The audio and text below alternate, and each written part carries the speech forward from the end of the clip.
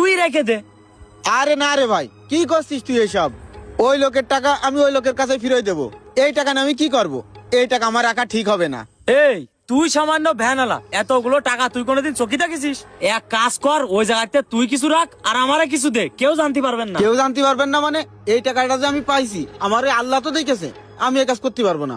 আমার কাছে রেখে দিচ্ছি। ওই ভাইয়ের টাকা আমি বাইরে ফিরিয়ে দেবো, তুই থাক। আমি এই ভ্যান চালায় যা পাই ওইটাই ভালো। এই পরের টাকার প্রতি আমার কোনো লোভ নেই, তুই থাক। কেন যে আর একটু আগে বেরোলাম না?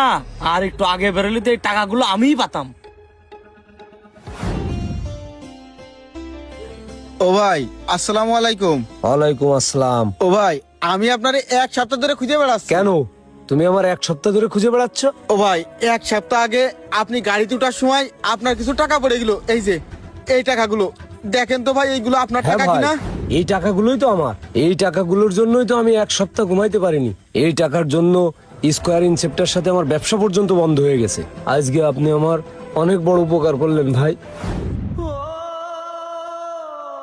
হ্যাঁ ভাই, সবই মনে পড়েছে। ওই দিন যদি আমি ইচ্ছা করতাম তাহলে সব টাকা নিয়ে নিতে পারতাম, কিন্তু আমার মা কয়েছে, বাবারে জীবনে সৎ থাকিস, সৎ থেকে তুই যদি মরেও যাস ওই আল্লাহ তোরে পছন্দ করবে। তারপরেও কোনোদিন অসৎ পথে যাবি না, জীবনে না খেয়ে থাকবি, তারপরেও কোনোদিন অন্যের জিনিসের প্রতি লোভ করবি না।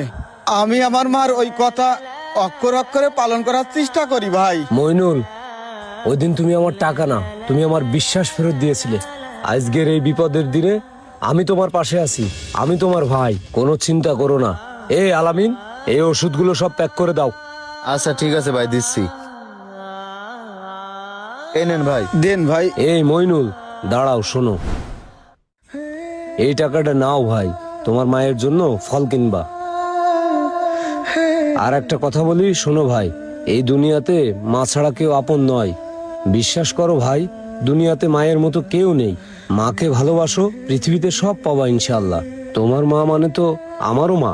তোমার পাশে আমি আজীবন আছি ইনশাল্লাহ। ভাই, আমি আপনার এই ঋণ কি করে পরিশোধ করব? ভাই রে, তোমার সততা দিয়েই তুমি ঋণ পরিশোধ করেছো। তুমি আমাকে শেখালে মানুষের কেমন হওয়া উচিত। তাহলে যাও ভাই, ভালো থেকো।